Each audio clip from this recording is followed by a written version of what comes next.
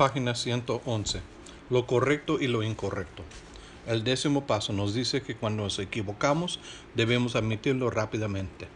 Parece dar por sentado que sabemos cuándo nos equivocamos, pero lo cierto es que la mayoría no lo sabemos, por lo menos no de inmediato. Hace falta tener práctica con el inventario personal para llegar a ser expertos en darnos cuenta de cuándo nos equivocamos. Reconozcámoslo. Durante un tiempo, al principio de nuestra recuperación, estábamos en desacuerdo con todo el mundo. Como dice el texto básico, el arte de vivir se había reducido a un nivel animal. No sabíamos cómo comunicarnos con los demás. Lo empezamos a aprender en recuperación, pero durante el proceso cometimos muchos errores. Muchos pasamos por un periodo en el que nos volvimos muy rígidos en cuanto a los valores que habíamos desarrollado en recuperación. No solo éramos rígidos con nosotros mismos, sino también con todos los que nos rodeaban. Nos parecía correcto y lleno de principios enfrentamos a aquellas cuya conducta nos resultaba inaceptable. En realidad, lo inaceptable era nuestra conducta. Éramos santurrones y autoritarios. Nos equivocábamos. Algunos, después de ser durante años un felpudo que todos pisoteaban, decidimos que nuestra recuperación exigía que nos volviéramos enérgicos y firmes, pero nos pasamos de la raya. La exigíamos a todo el mundo que nos tratara de forma perfecta todo el tiempo. Página 112. Nadie podía tener un mal día o no devolvernos la llamada telefónica. No permitíamos que nadie estuviera durante un tiempo emocionalmente fuera de nuestro alcance. Exigíamos de mal humor una atención impecable en todas partes. No éramos firmes, sino inmaduros y beligerantes. Nos equivocábamos. Incluso podemos acabar equivocándonos cuando alguien nos hace daño. ¿Cómo? Por ejemplo, nuestro padrino nos dice algo que nos resulta muy hiriente. En lugar de arreglarlo con él, lo hablamos con 10 o 12 amigos íntimos en las siguientes 3 reuniones a las que vamos. Antes de que termine la semana, la mitad de la comunidad local de NA habla de esa cosa tan horrible que fulano de tal le dijo a uno de sus ahijados. Y eso en el caso de que la historia no se haya ido tergiversando por el camino. Por lo tanto, la situación se inició sin que hubiéramos hecho nada malo, pero acabamos siendo los responsables por el daño que le causamos a la reputación de nuestro padrino en el programa. Un lugar en donde él necesita tanto como nosotros tener la posibilidad de equivocarse y recuperarse a su ritmo. Preguntas. ¿Ha habido veces en mi recuperación en las que me equivoqué y no me di cuenta hasta más adelante? ¿Cuáles? ¿De qué forma mis errores afectan a mi propia vida y a la vida de los demás? Es bastante difícil notar cuándo nos equivocamos y admitir nuestros errores puede ser un reto aún mayor. Al igual que en el 9º paso, aquí también debemos tener cuidado de que la admisión no resulte aún más dañina. Por ejemplo, muchos nos damos cuenta de que hemos lastimado a alguien cercano, quizás porque esa persona nos dejó de hablar, pero no sabemos qué dijimos ni qué hicimos de malo. En lugar de tomarnos un tiempo para reflexionar sobre lo que pudimos haber hecho o preguntarle directamente a la persona, decidimos cubrirnos por cualquier eventualidad y hacer una admisión indiscriminada. Nos acercamos a la persona y le decimos: si te he ofendido o lastimado alguna vez desde que nos conocemos, por favor, perdóname. El 10º paso nos pide que nos tomemos un tiempo para la reflexión personal sobre ejemplos como este. Cabe la posibilidad de que si pensamos en qué momento cambió la actitud de esa persona hacia nosotros y recordamos cómo nos comportamos justo antes, sabremos qué fue lo que hicimos mal. Tal vez nos resulte doloroso o vergonzoso pensar en ello. En definitiva, requiere un esfuerzo, igual que todos los pasos.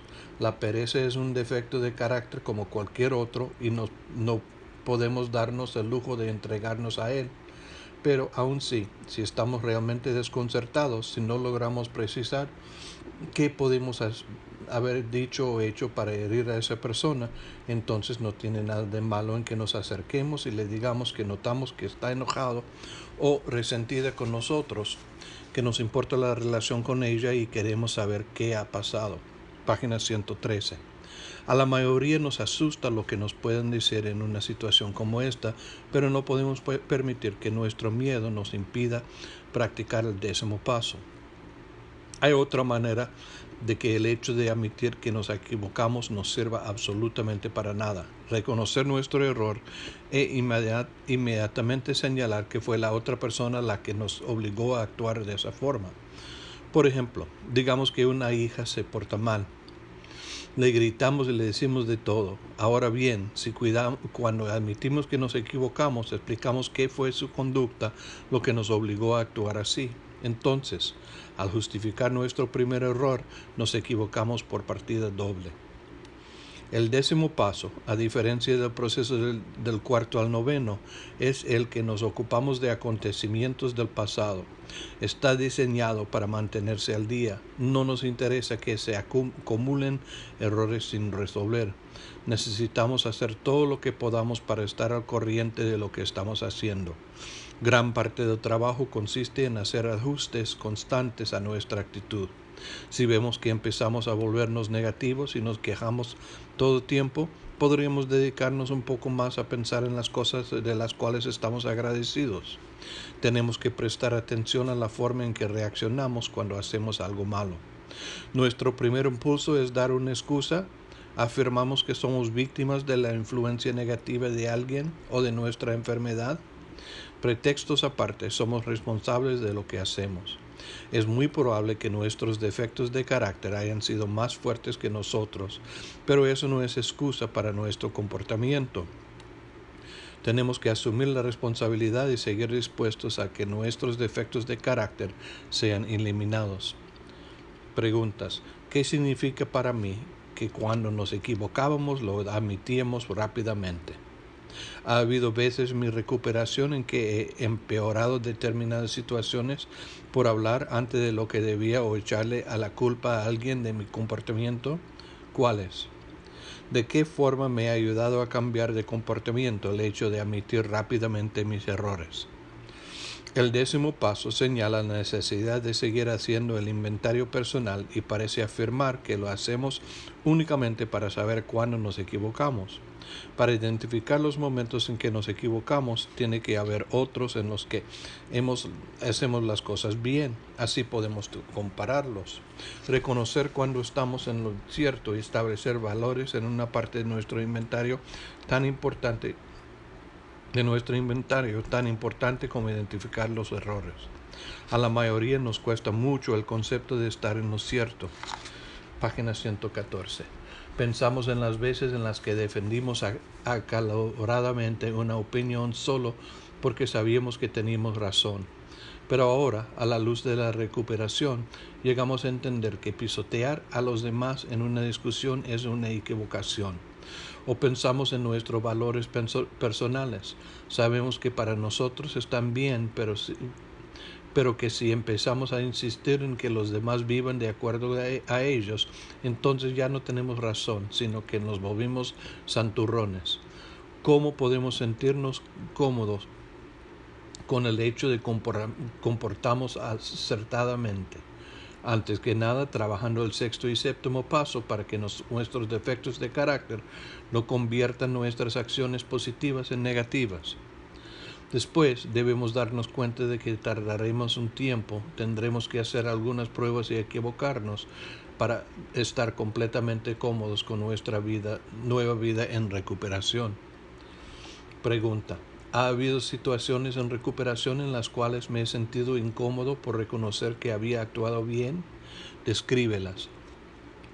Sección titulada ¿Con qué frecuencia debemos hacer un inventario personal? El libro Funciona y cómo y por qué nos dice que aunque el objetivo es tener conciencia de nosotros mismos continuamente durante todo el día, resulta muy útil sentarse al final de la jornada y trabajar este paso. Necesitamos la constancia de hacer algo todos los días para que se convierta en un hábito y para que interioricemos los principios espirituales de esa actividad.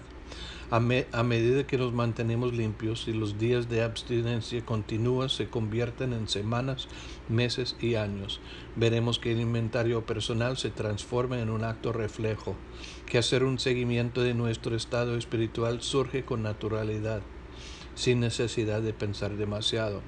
Nos daremos cuenta enseguida si vamos en una dirección que no nos interesa o estamos a punto de caer en un comportamiento que seguramente hará daño.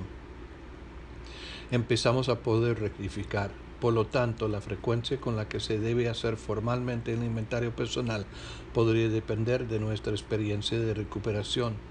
Al principio, algunos nos sentamos al empezar el día, al terminar o en ambos momentos y repasamos el folleto 9, vivir el programa o algo parecido para tomarnos la temperatura espiritual. Lo importante es que sigamos haciéndolo hasta que se convierta en un hábito, hasta que sea algo automático en nosotros, vigilar nuestra recuperación y nuestro estado espiritual, notar enseguida si nos estamos apartando del camino y trabajar para corregirlo. Pregunta: ¿por qué es tan importante seguir haciendo un inventario personal hasta que se convierta en algo automático?